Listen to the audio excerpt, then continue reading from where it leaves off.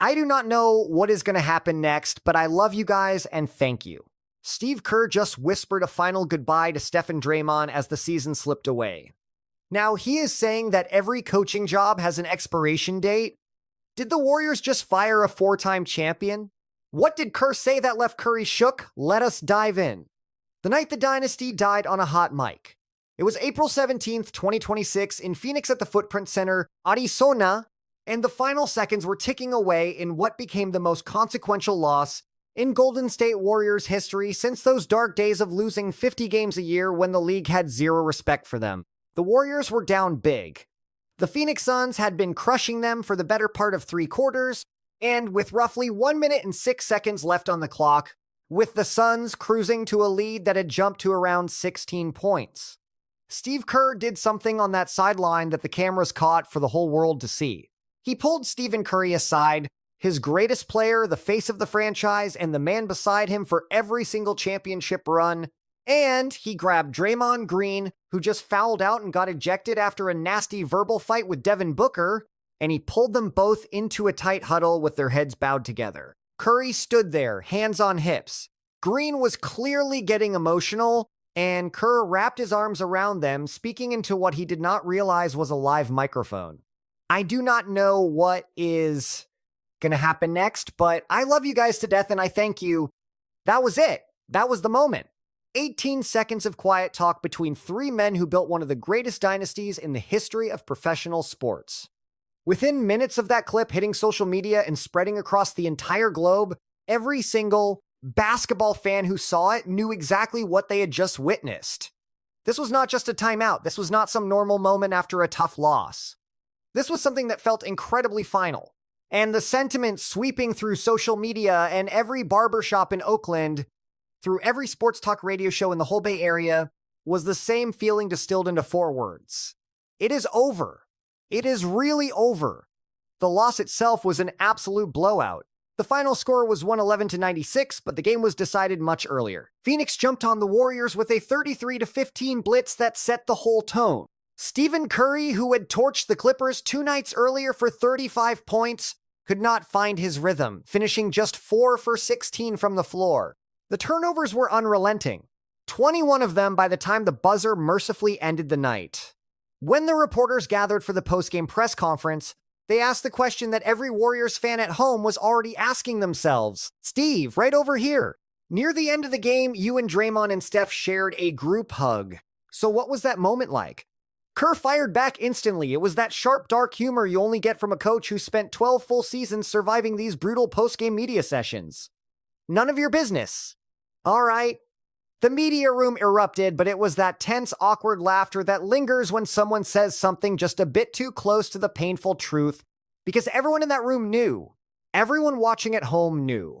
From San Francisco to Sacramento, every Warriors fan and every dive bar across the Bay Area knew that huddle really mattered.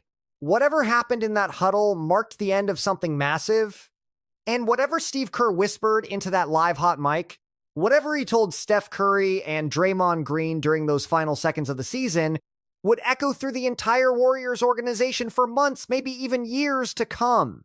And this is exactly where the story gets really messy, because the viral headlines and the TikToks, thumbnails and sports talk clickbait all started shouting the same thing hours after the clip went public. The narrative wrote itself. The most successful coach in Warriors franchise history, a guy with 4 NBA rings and 6 finals runs on his record, looked to be standing right in the ruins of his dynasty. Even his core veterans were clearly bracing for the fact that this might be the end. When ESPN caught up with Steph and Draymond after that hot mic moment, they weren't talking about losing. It wasn't about the Suns. It had nothing to do with basketball strategy. The real question was if Steve Kerr would ever coach this squad again. And one of the toughest, most resilient players in the entire NBA gave an answer that terrified the Warriors fan base. I'm not really someone who likes things to change. I like the boring status quo, keep things the same. That was Draymond Green. Draymond Green, the guy who built a whole career on loving conflict and thriving in chaos, openly admitted to the cameras that he doesn't want this run to end because he knows better than anyone in that locker room what is really going on here. And when the reporters pushed him, asking point blank if he feared that losing to Phoenix was the end, if this was the final chapter for Steve Kerr coaching Golden State, Draymond didn't dodge or spin it. He didn't deflect. Are you worried this is it for Steve coaching, you guys? Yeah. I think it would be crazy not to think that's a possibility. It would be absolutely crazy not to think that's a real possibility. That is coming from Draymond Green. This is from the man who has spent 12 years straight winning rings and Defensive Player of the Year awards in Steve Kerr's system.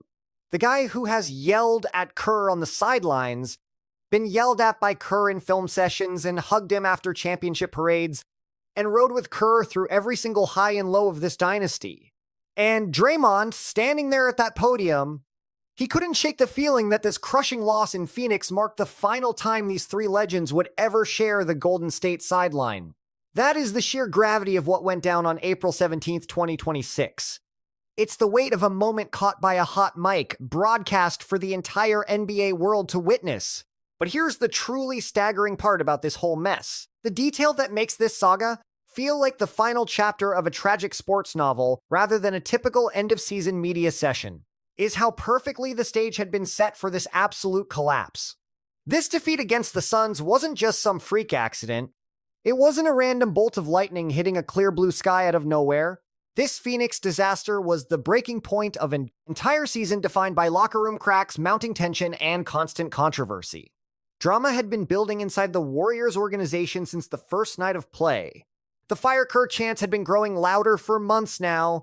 Former players were even questioning his coaching leadership on national TV broadcasts. Local beat writers slammed his rotation roulette and mad scientist experiments, claiming they cost the team winnable basketball games. And right in the thick of all that noise, Steve Kerr did something that caught the entire franchise completely off guard.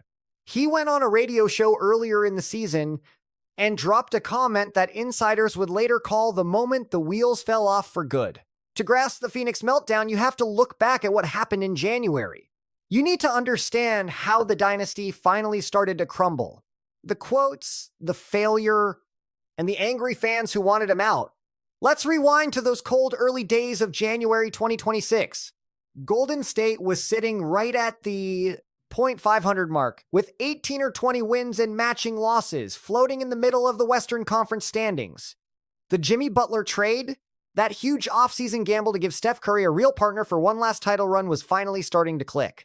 There was still a spark of life in the roster. Then Steve Kerr, following his usual routine, joined local host Tom Tolbert on KNBR for one of his weekly radio spots. And he gave an answer so raw, it exploded across the Bay Area sports media landscape like a massive, well-timed bomb. Kerr told Tolbert he didn't want anyone being fooled into thinking this specific Warriors roster could still compete for championships every year against the new powerhouses of the West. He was talking about teams like the Spurs and the Thunder. He said, and I quote, that such high expectations were simply not realistic. For a huge portion of the Dubs fan base, those two words, not realistic, were basically the equivalent of signing a total surrender document. The Fire Kerr hashtag began trending instantly on X and all over the Warriors Reddit community, with fans accusing Kerr of quitting on the dynasty.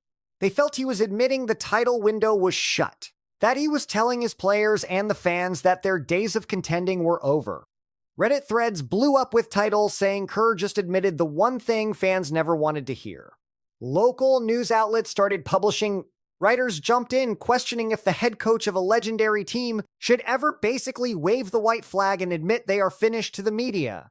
But the moment things truly boiled over, shifting this drama from local San Francisco radio and turning it into a massive national pro basketball story, happened January 5th, 2026, when former All-Star DeMarcus Cousins joined FanDuel TV's Run It Back. Cousins, who actually played for Kerr during that 2018-19 season and won a championship there, sat on the panel with the rest of the crew, watched the clip of Kerr's radio comments play out, and delivered a brutal on-air reality check that will likely be remembered as the definitive takedown of Steve Kerr as the dynasty crumbled. Look, I don't like it at all. I'm just thinking about this. If a player said these things, how would people react? How would it be seen? That was just the start. Boogie was just getting warmed up. He was building a case, methodically proving to the audience that a massive, Deep double standard exists in professional basketball regarding who gets to call it quits publicly and who has to stay quiet until it's over. If a player had said what Kerr said, Cousins argued their reputation would be completely ruined, gone. So why does the head coach get a pass? This doesn't build confidence. This actually shows me exactly who the real problem is in this whole situation. The real problem right now, that single sentence echoed through every sports podcast and talk show for weeks after the segment first aired. Because that point Cousins made wasn't just about one interview or one single quote. He was arguing that Steve Kerr had fundamentally become the biggest roadblock standing in the way of any future this Warriors roster could have. Rotations were broken. The young core wasn't being developed at all. The messaging felt totally defeatist, and the organization's culture was starting to rot from the top down. Cousins hit that point again and again during the show, eventually saying he disagreed with every single word Kerr had uttered, and that the coach was talking down to his own players in a way that would poison the locker room with negativity. The bigger picture, which Cousins and other analysts were painting all season, was absolutely devastating. Kerr had cycled through 15 different starting lineups in just 27 games, a chaotic mess that beat writers started calling rotation roulette. Critics blasted his stubborn reliance on small ball with Draymond Green at center, which drained the team's energy on the glass and left them defenseless against bigs. They highlighted the failure of the two-timeline strategy, the front office's plan after 2022 to build for the future around Curry's final prime years, a plan that had effectively failed everyone involved. James Wiseman, the number 2 pick in 2020, was a total bust. Jonathan Kuminga, drafted 7th in 2021, he never quite evolved into the superstar the franchise needed, and eventually got shipped out for an injury-prone Kristaps Porzingis in 2026, who only managed to suit up for 17 games in Golden State before his own body quit. Then the injuries hit the kind of blow that turns a tough year into a total disaster. Jimmy Butler tore his ACL in mid-January 2026, just as the roster was finally starting to figure things out. Stephen Curry sat out 27 games with a knee that never felt right. Moses Moody's season ended early with another brutal injury. As Kerr slumped behind the postgame podium in Phoenix, looking back at a season that just collapsed, he kept leaning on the injury excuse as the main story of the whole year. When Jimmy went down, it felt like we were getting there. We were finally finding our rhythm. That was Kerr being honest about when the season truly died, because he truly believed the Warriors were building some real momentum right before that Butler injury, and then everything just vanished in an instant. Losing one of the absolute best players in the entire game, and a guy like Jimmy, well, that is going to derail you. But a cold truth was lurking behind everything Kerr said that night, a reality that the fans and the media had been shouting on every sports network demanding Steve Kerr be fired for the past months. The injuries were real, but they were not the whole story. Golden State finished 37-45, missing the playoffs for the 4th time in 7 years. And that path, the drop from a 73-win powerhouse to a team scraping for their lives in a play-in tournament just to stay relevant, wasn't something you could blame on just one star player getting hurt. This was a multi-year crash and organizational failure that had been rotting in slow motion since that 2022 ring.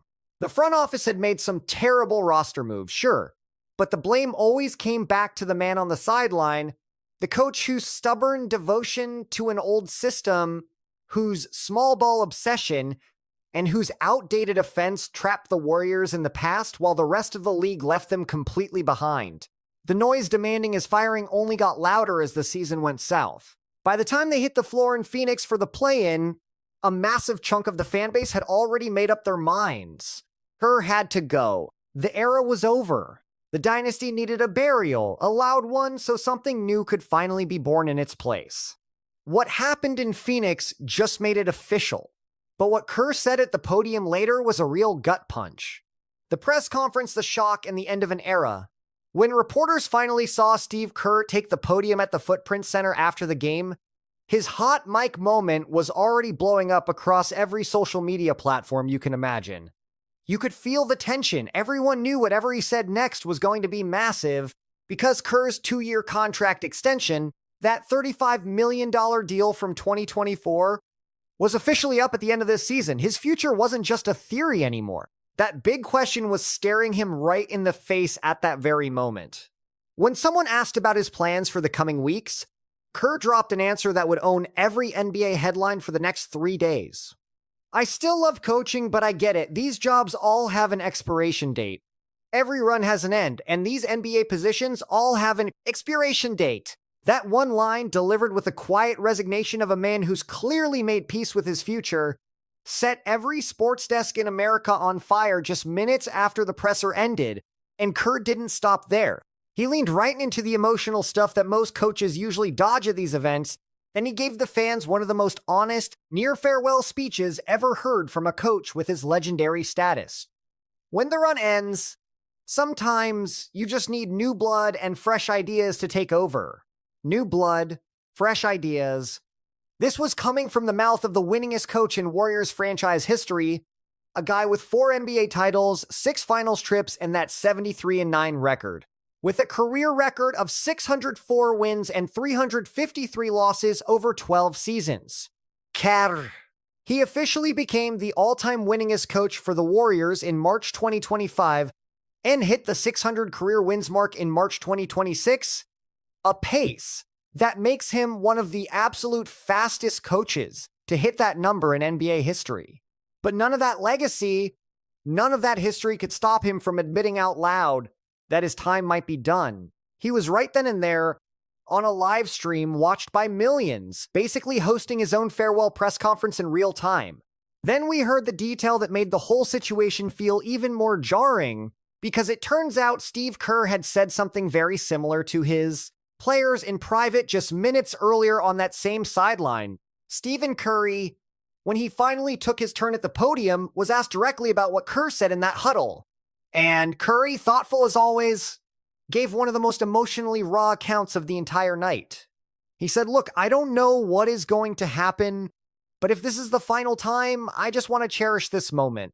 If it is the last time," that is what Steve Kerr told Steph Curry and Draymond Green. That's the heavy weight of the message he shared while hugging his 2 most decorated stars on the court. And Curry, to his great credit, he didn't try to sugarcoat how that message landed in the moment. Yeah, it was a real jolt of a message, his words. But he left the door open, a jolt of a message. That is the exact phrase Curry used to describe the emotional impact of what Kerr had just said. You have to understand how extraordinary that language is coming from Stephen Curry. This is a player who has won 4 NBA championships, a man who has been the face of a dynasty for over a decade and seen every extreme high and low that professional basketball can offer. And when Steve Kerr huddled with him with 50 seconds left in that season-ending loss, the message he received hit him like a shock. Curry opened up about his own uncertainty as the press conference continued, reflecting on how the stakes of winning go way beyond just him and the guys on the floor. And so that is why it has been so important to win, because if you are winning, no one is talking about Coach Kerr. If you're winning, there is no conversation about Coach Kerr's future. That sentence alone is the entire thesis of what happened to the Warriors in 2025 to 26, because the conversation about Coach Kerr was happening now. And it was loud. It was happening everywhere. Owner Joe Lacob and GM Mike Dunleavy Jr. had publicly stated their support for Kerr's return throughout the entire season, with Dunleavy as recently as March 2026 telling the TK show that he projected Kerr would be back. But all those expressions of support came before this crushing Phoenix loss. All of those official votes of confidence came before Kerr himself stood at a podium and admitted that every coaching job eventually has an expiration date. The decision Kerr made clear was going to come after a week or two of cooling off, after a collaborative meeting with Lacob and Dunleavy, after everyone had a chance to step away from the emotions of a brutal loss and think clearly. Potential successors were already being floated across the basketball media.